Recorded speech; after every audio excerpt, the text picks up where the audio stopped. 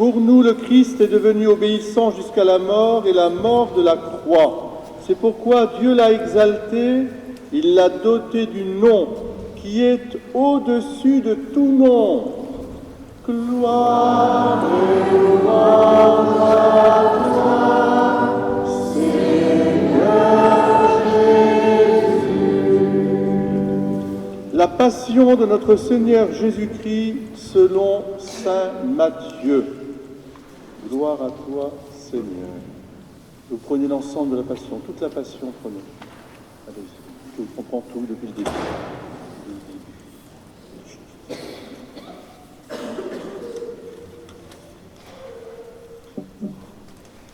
En ce temps-là,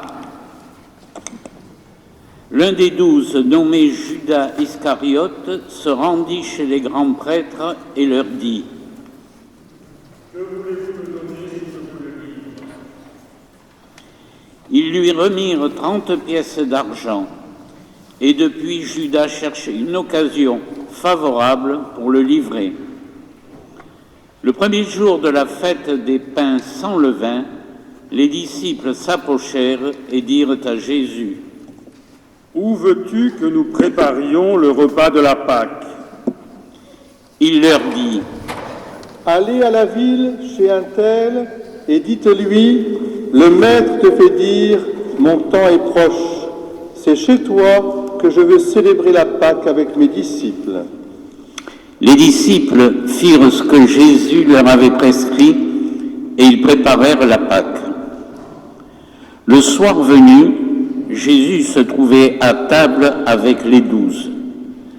Pendant le repas, il déclara : Amen, je vous le dis, l'un de vous va me livrer. Profondément attristés, ils se mirent à lui demander chacun son tour : Serait-ce moi, Seigneur ? Prenant la parole, il dit : Celui qui s'est servi au plat en même temps que moi, celui-là va me livrer. Le Fils de l'homme s'en va comme il est écrit à son sujet, mais malheureux celui par qui le Fils de l'homme est livré. Il vaudrait mieux pour lui qu'il ne soit pas né, cet homme-là. Judas, celui qui le livrait, prit la parole. Rabbi, serait-ce moi ? Jésus lui répond : C'est toi-même qui l'as dit.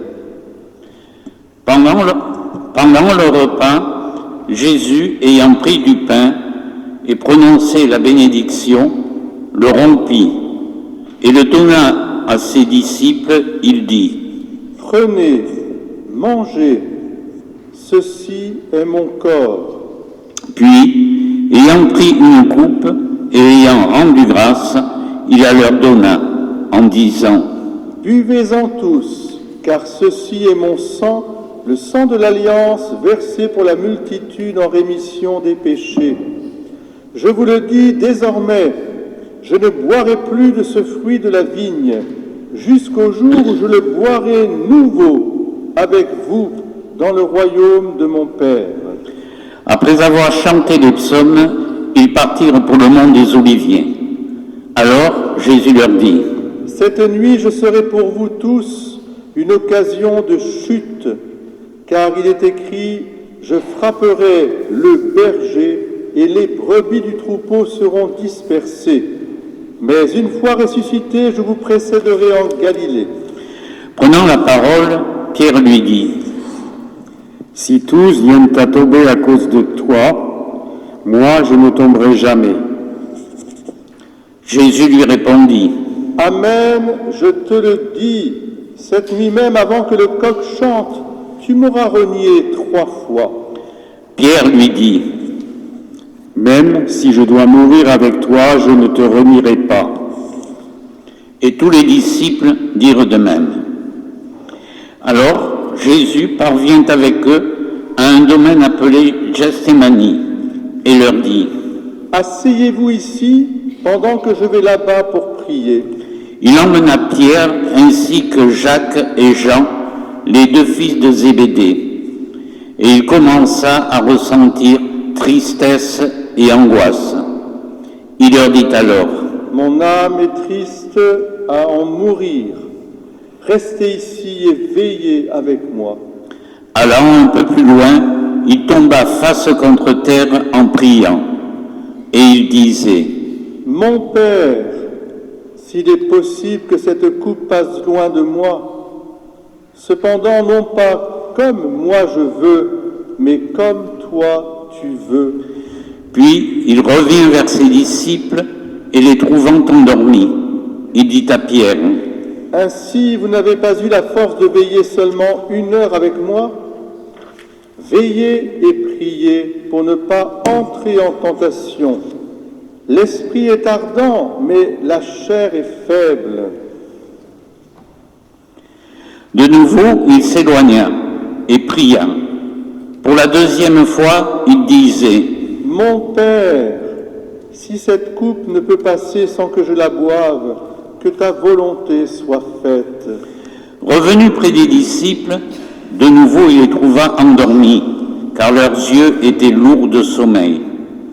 Les laissant de nouveau, il s'éloigna et pria pour la 3e fois, en répétant les mêmes paroles. Alors il revient vers les disciples et leur dit : « Désormais vous pouvez dormir et vous reposer. Voici qu'elle est proche l'heure où le Fils de l'homme est livré aux mains des pécheurs. Levez-vous, allons, voici qu'il est proche, celui qui me livre. » Jésus parlait encore lorsque Judas, l'un des 12 apôtres, arriva et avec lui une grande foule, armée d'épées et de bâtons, envoyée par les grands prêtres et les anciens du peuple. Celui qui le livrait leur avait donné un signe. « Celui que j'embrasserai, c'est lui, arrêtez-le. » Aussitôt, s'approchant de Jésus, il lui dit : « Salut, Rabbi !» Et il l'embrassa. Jésus lui dit : « Mon ami, ce que tu es venu faire, fais-le. » Alors, ils s'approchèrent, mirent la main sur Jésus et l'arrêtèrent.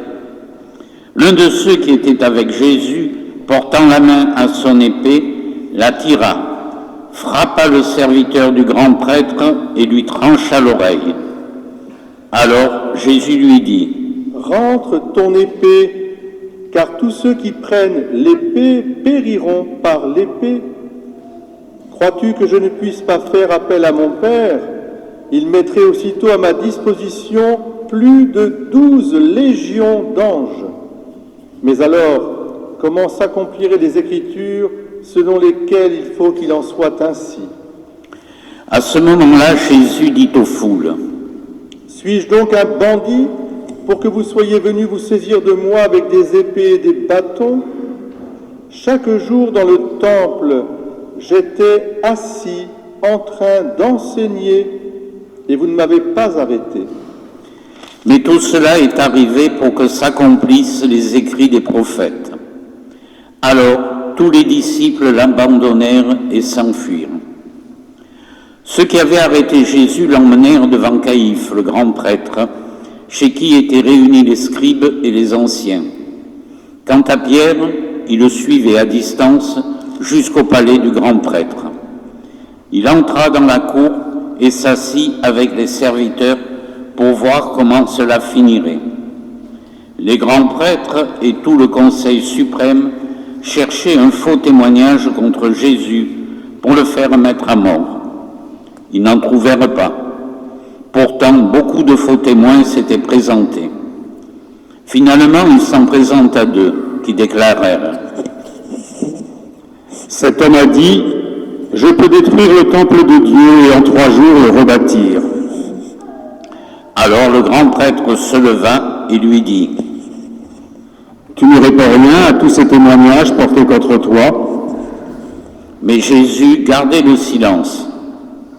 Le grand prêtre lui dit : « Je t'adjure, par le Dieu vivant, de nous dire si tu es le Messie, le Fils de Dieu. » Jésus lui répond : « C'est toi-même qui l'as dit. En tout cas, je vous le déclare. Désormais, vous verrez le Fils de l'homme siéger à la droite du Tout-Puissant et venir sur les nuées du ciel. » Alors le grand prêtre déchira ses vêtements en disant : « Il a blasphémé. Qu'avons-nous encore besoin de témoins ? Vous venez d'entendre le blasphème. Quel est votre avis ? » Ils répondirent : « Il mérite la mort. » Alors ils lui crachèrent au visage et le giflèrent. D'autres le rouèrent de coups en disant : « Fais-nous le prophète, Messie. Qui est-ce qui t'a frappé ? » Cependant, Pierre était assis dehors dans la cour. Une jeune servante s'approcha de lui et lui dit : « Toi aussi tu étais avec Jésus le Galiléen ? » Mais il le nia devant tout le monde et dit : « Je ne sais pas ce que tu veux dire. » Une autre servante le vit sortir en direction du portail, et elle dit à ceux qui étaient là : « Celui-ci était avec Jésus de Nazareth. » De nouveau, Pierre le nia en faisant ce serment : « Je jure que je ne connais pas cet homme. » Peu après, ceux qui se tenaient là s'approchèrent et dirent à Pierre : « Sûrement, toi aussi tu fais partie de ces gens-là. D'ailleurs, ton accent te trahit. » Alors il se mit à protester violemment et à jurer : « Je ne connais pas cet homme. » Et aussitôt, un coq chanta. Alors Pierre se souvint de la parole que Jésus lui avait dit : « Avant que le coq chante, tu m'auras renié 3 fois. » Il sortit et dehors pleura amèrement. Le matin venu, tous les grands prêtres et les anciens du peuple tinrent conseil contre Jésus pour le faire mettre à mort. Après l'avoir ligoté, ils l'emmenèrent et le livrèrent à Pilate, le gouverneur. Alors, en voyant que Jésus était condamné, Judas qui l'avait livré fut pris de remords. Il rendit les 30 pièces d'argent aux grands prêtres et aux anciens. Il leur dit : « J'ai péché en livrant à la mort un innocent. » Ils répliquèrent : « Qu'est-ce que cela nous fait ? Cela te regarde. » Jetant alors les pièces d'argent dans le temple, il se retira et alla se pendre. Les grands prêtres ramassèrent l'argent et dirent : « Il n'est pas permis de le verser dans le trésor, puisque c'est le prix du sang. » Après avoir tenu conseil, ils achetèrent avec cette somme le champ du potier pour y enterrer les étrangers. Voilà pourquoi ce champ est appelé jusqu'à ce jour le champ du sang. Alors fut accomplie la parole prononcée par le faux prophète Jérémie. Ils ramassèrent les 30 pièces d'argent, le prix de celui qui fut mis à prix, le prix fixé par le Fils d'Israël, et ils le donnèrent pour le champ du potier, comme le Seigneur me l'avait ordonné. On fit comparaître Jésus devant Pilate, le gouverneur, qui l'interrogea : « Es-tu le roi des Juifs ? » « Es-tu le roi des Juifs ?» Jésus déclara : « C'est toi-même qui le dis. » Mais tandis que les grands prêtres et les anciens l'accusaient, il ne répondit rien. Alors Pilate lui dit : « Tu n'entends pas tous les témoignages portés contre toi ? » Mais Jésus ne lui répondit plus un mot, si bien que le gouverneur fut très étonné. Or, à chaque fête, celui-ci avait coutume de relâcher un prisonnier, celui que la foule demandait. Il y avait alors un prisonnier bien connu, nommé Barabbas. Les foules s'étant donc rassemblées, Pilate leur dit : « Qui voulez-vous que je vous relâche ? Barabbas ou Jésus qu'on appelle le Messie ? » Il savait en effet que c'était par jalousie qu'on avait livré Jésus. Tandis qu'il siégeait au tribunal, sa femme lui fit dire : « Ne te mêle pas de l'affaire de ce juste, car aujourd'hui j'ai beaucoup souffert en songe à cause de lui. » Les grands prêtres et les anciens poussèrent les foules à réclamer Barabbas et à faire périr Jésus. Le gouverneur reprit : « Lequel des deux voulez-vous que je vous relâche ? » Ils répondirent : « Barabbas. » Pilate leur dit :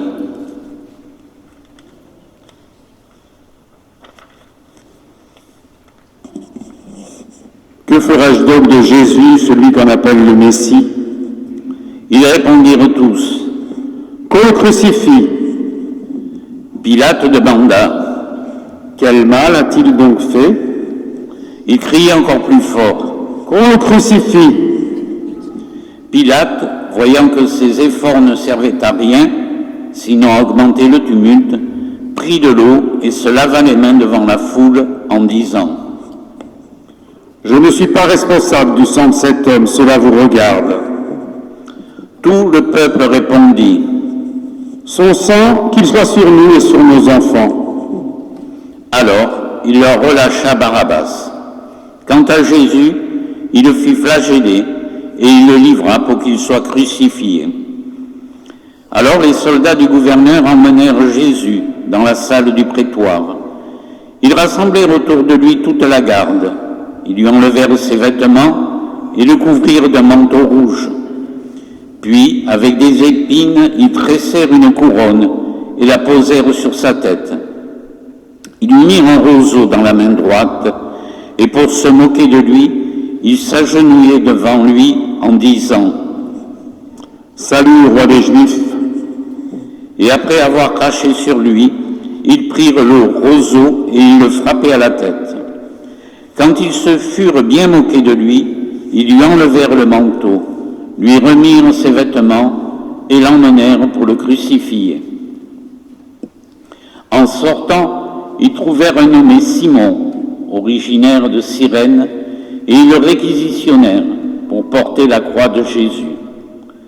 Arrivés à un lieu dit Golgotha, c'est-à-dire lieu du crâne, ou calvaire, ils donnèrent à boire à Jésus du vin mêlé de fiel. Il en goûta, mais ne voulut pas boire. Après l'avoir crucifié, ils se partagèrent ses vêtements en tirant au sort. Et il restait là, assis, à le garder. Au-dessus de sa tête, ils placèrent une inscription indiquant le motif de sa condamnation. Celui-ci est Jésus, le roi des Juifs. Alors on crucifia avec lui 2 bandits, l'un à droite, l'autre à gauche. Les passants l'injuriaient en hochant la tête. Ils disaient « Toi qui détruis le temple et le rebâtis en 3 jours, sauve-toi toi-même si tu es fils de Dieu et descends de la croix. » De même, les grands prêtres se moquaient de lui, avec les scribes et les anciens, en disant « Il en a sauvé d'autres, et il ne peut pas se sauver lui-même, c'est le roi d'Israël. Qu'il descende maintenant de la croix et nous croirons en lui. Il a mis sa confiance en Dieu, que Dieu le délivre maintenant s'il l'aime, car il a dit « Je suis fils de Dieu ». Les bandits crucifiés avec lui l'insultaient de la même manière. À partir de la 6e heure, c'est-à-dire midi, l'obscurité se fit sur toute la terre jusqu'à la 9e heure. Vers la 9e heure, Jésus cria d'une voix forte « Eli, Eli, lema sabachthani » ce qui veut dire « Mon Dieu, pourquoi m'as-tu abandonné ?» L'ayant entendu, quelques-uns de ceux qui étaient là disaient « Le voilà qui appelle le prophète Élie. »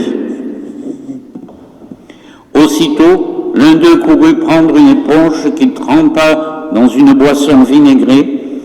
Il la mit au bout d'un roseau, il lui donnait à boire.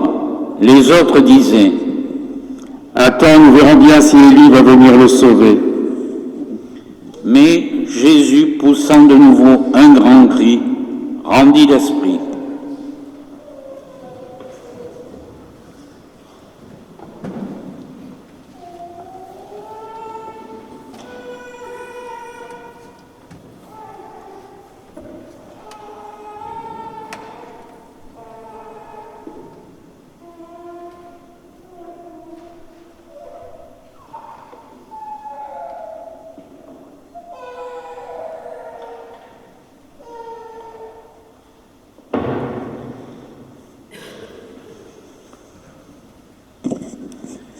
Et voici que le rideau du sanctuaire se déchira en 2, depuis le haut jusqu'en bas. La terre trembla et les rochers se fendirent. les tombeaux s'ouvrirent, les corps de nombreux saints qui étaient morts ressuscitèrent, et sortant des tombeaux après la résurrection de Jésus, ils entrèrent dans la ville sainte et se montrèrent à un grand nombre de gens. À la vue du tremblement de terre et de ces événements, le centurion et ceux qui étaient avec lui, gardaient Jésus, furent saisis d'une grande crainte et dirent : « Vraiment, celui-ci était fils de Dieu. » Il y avait là de nombreuses femmes qui observaient de loin. Elles avaient suivi Jésus depuis la Galilée pour le servir. Parmi elles se trouvaient Marie-Madeleine, Marie, mère de Jacques et de Joseph, et la mère des fils de Zébédée. Comme il se faisait tard, arriva un homme riche, originaire d'Arimathie, qui s'appelait Joseph, et qui était devenu lui aussi disciple de Jésus. Il alla trouver Pilate pour demander le corps de Jésus. Alors Pilate ordonna qu'on le lui remette. Prenant le corps, Joseph l'enveloppa dans un linceul immaculé et le déposa dans le tombeau qu'il s'était fait creuser dans le roc. Puis il roula une grande pierre à l'entrée du tombeau et s'en alla. Or, Marie-Madeleine et l'autre Marie étaient là, assises en face du sépulcre. Le lendemain, après le jour de la préparation, les grands prêtres et les pharisiens s'assemblèrent chez Pilate en disant :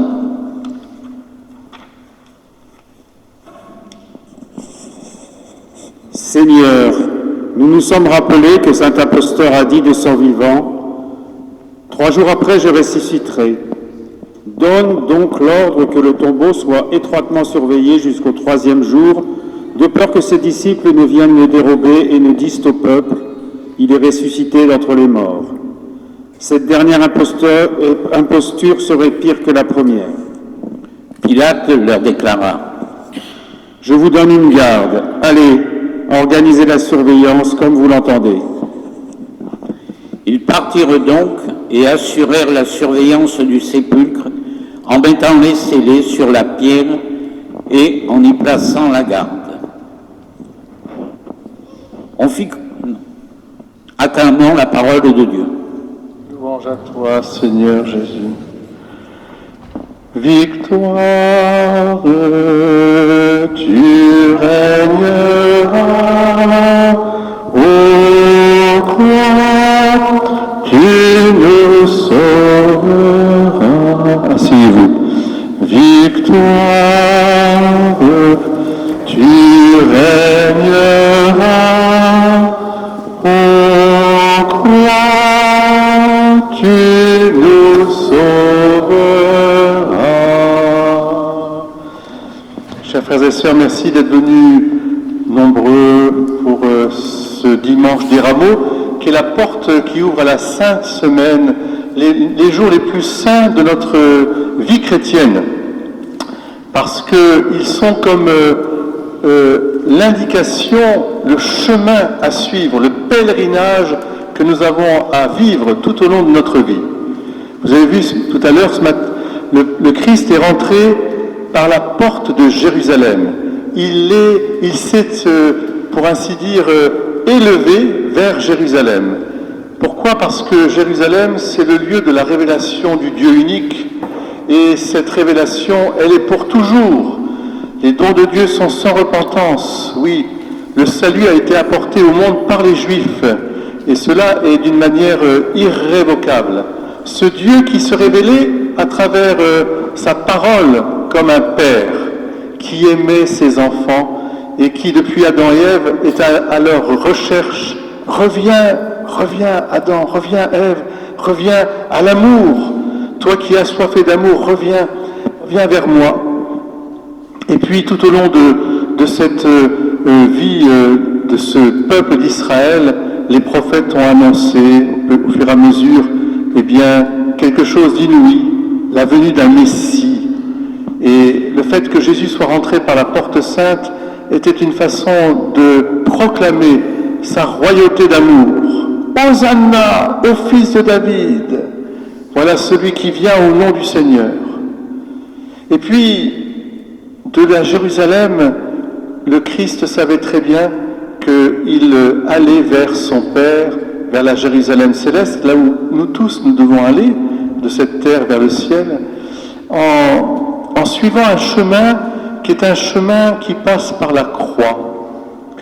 Et c'est vrai que le mystère de la croix est quelque chose qui nous bouleverse, je l'espère, qui peut-être aussi nous plonge dans l'interrogation, je l'espère aussi, et qui en même temps doit déboucher sur l'admiration et, je dirais, l'imitation.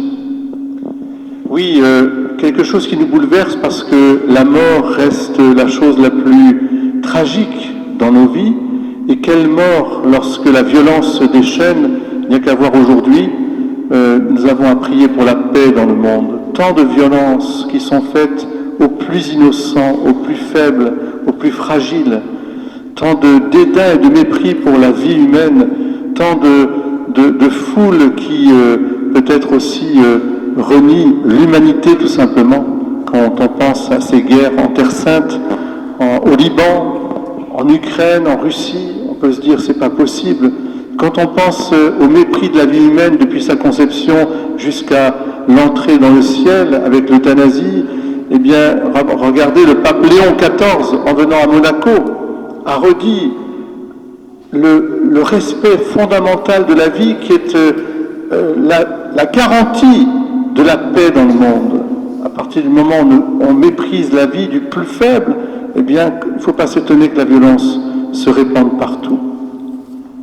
Et puis, cet effroi devant la croix, est normal, doit laisser la place ensuite à une interrogation.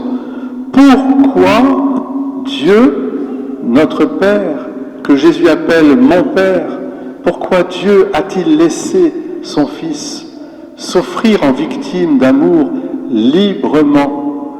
Pourquoi? Je dirais que la réponse n'est pas d'ici-bas. Il n'y a pas de réponse à cela. Parce que devant la souffrance et la mort, il y a, et vous le savez très bien, chers frères et sœurs, vous qui avez perdu des êtres chers, vous savez qu'il y a d'abord un silence respectueux, un silence sacré, un silence aussi d'intériorisation qui nous amène à pèleriner, à faire un pèlerinage intérieur, un appel à la vie intérieure, à la communion avec Dieu. Mon Dieu, pourquoi m'as-tu abandonné? Mais entre tes mains, je remets mon esprit. Si ce calice peut passer loin de moi, mais que ta volonté soit faite. Parce que je sais que tu es mon Père. Et parce que tu es un Père, je sais que tu ne m'abandonneras jamais. Et que tu sauras faire de ce passage difficile un bien plus grand. C'est vrai pour le Christ qui va ressusciter dans une semaine, mais c'est vrai pour nous. Nous avons aussi à faire ce chemin et à le faire avec confiance, en redisant avec piété notre amour du Père, notre Père. Que ton nom soit sanctifié toujours. Effroi devant la violence, interrogation, et puis ensuite admiration. Et peut-être là, le chemin le plus important pour nous en cette sainte semaine. Oui, il faut qu'on admire le Christ en croix. Alors, comment on va le faire? Eh bien, grâce, figurez-vous, à des païens. C'est incroyable, dans le récit de saint Matthieu, les païens qui sont des êtres religieux, ne sont pas des êtres sans Dieu, mais ils n'étaient pas juifs. Et dans le récit de saint Matthieu, on va commencer tout simplement avec la femme de Pilate. Rappelez-vous ce que dit la femme de Pilate. Elle dit simplement à son mari qu'il n'y ait rien entre toi et cet homme parce que j'ai fait un songe et j'ai beaucoup souffert à cause de lui. C'est-à-dire, c'est comme si elle lui disait, il est innocent. Surtout, et d'ailleurs Pilate le dira d'une certaine manière, cet homme n'a rien fait. Seulement, sa peur l'emportera sur la justice. Mais enfin, voilà cette femme qui déjà dit quelque chose d'incroyable. Merci à toutes ces femmes qui ont accompagné Jésus sur ce chemin de croix pour lui permettre aussi de ressusciter jusqu'au matin de Pâques. Alors merci à travers cela à toutes les femmes ici présentes aussi. Soyez bénies de porter l'amour, la compassion, la miséricorde. Et puis, dernier personnage, je terminerai là-dessus, incroyable, le soldat, celui qui a crucifié Jésus, qui a été l'instrument aussi de ses souffrances. Voilà le centurion avec les autres. Qu'est-ce qu'il dit après avoir percé le cœur de Jésus, d'où sort l'eau et le sang? Il dit, celui-ci est le Fils de Dieu. Celui-ci est le Fils de Dieu. Incroyable. Un païen romain qui dit, celui-ci est le Fils de Dieu en regardant Jésus en croix. Eh bien, je vous le demande, chers frères et sœurs, est-ce que c'est pas ça l'admiration que nous devons avoir? L'admiration, c'est-à-dire l'amour infini pour Dieu, c'est sur la croix que nous devons l'avoir, en regardant l'amour plus fort que tout. Il n'y a pas de plus grand amour que de donner sa vie pour ceux qu'on aime. Et c'est là que Dieu apparaît. Est-ce que vous êtes d'accord avec moi pour dire « Celui-ci, le Fils de Dieu » ? Mais j'ai pas entendu. Ça devrait être plus fort. Celui-ci est le Fils de Dieu. Celui-ci est le Fils de Dieu. Évidemment, je termine en disant qu'il faut suivre Jésus des rameaux à Pâques en passant par le jeudi saint, le vendredi saint. Communier, ça veut dire aussi nous laisser réconcilier, recevoir le sacrement de pardon du Seigneur pour nos péchés et aussi communier profondément dans la nuit de jeudi à vendredi et puis du vendredi avec la croix, l'office de la croix. Je compte sur vous pour être les disciples du Christ mort et ressuscité. Suivons-le ensemble et témoignons ainsi de ce qu'est l'Église vraiment, une mère remplie de compassion et de miséricorde. Amen.